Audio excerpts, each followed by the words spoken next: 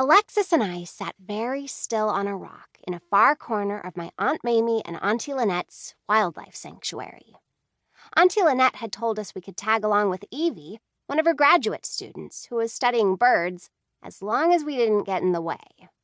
So Alexis and I were staying as quiet and out of her way as possible on our rock, watching a small flock of Australian red-tailed black cockatoos flutter in the trees above us. "Kira," Alexis whispered, "my bum is numb." "Shh," I whispered back, trying not to giggle.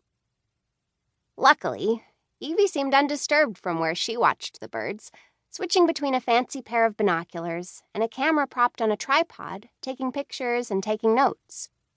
We were looking for a paradise parrot, a bird we knew would be difficult to find since, technically, it had been extinct for almost 100 years.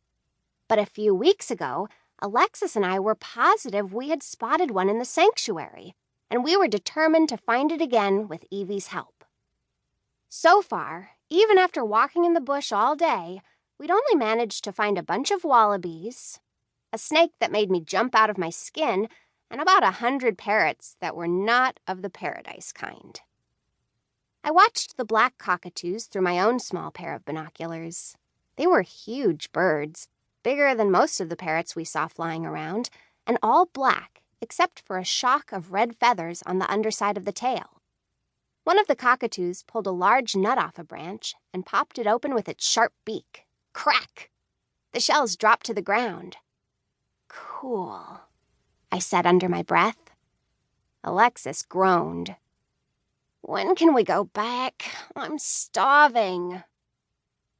Doing science with Evie meant a lot of sitting and waiting, which for some of us, okay, for Alexis, wasn't the most thrilling activity we could do on the sanctuary.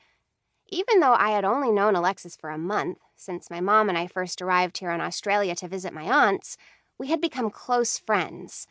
And if I knew anything about this new friend of mine, it was that she liked action. She'd rather help her mom in the animal clinic, or feed the kangaroos, or play with the wombats than watch birds. For me, the idea that at any moment we could discover something, a bird or a frog or another kind of animal that we'd never seen before, was thrilling.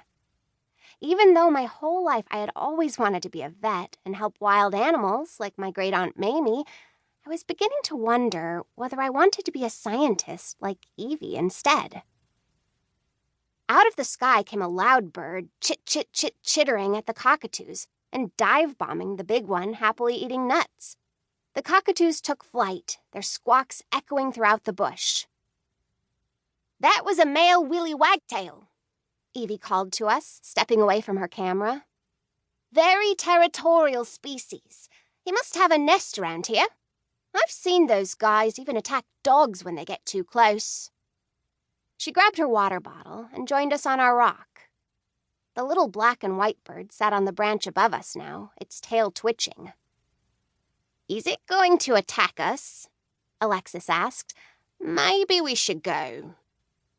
Evie was sipping her water when she froze, seeing something.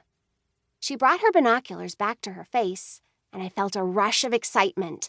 Was this it? A big discovery? She walked silently back to her camera, and I held my breath.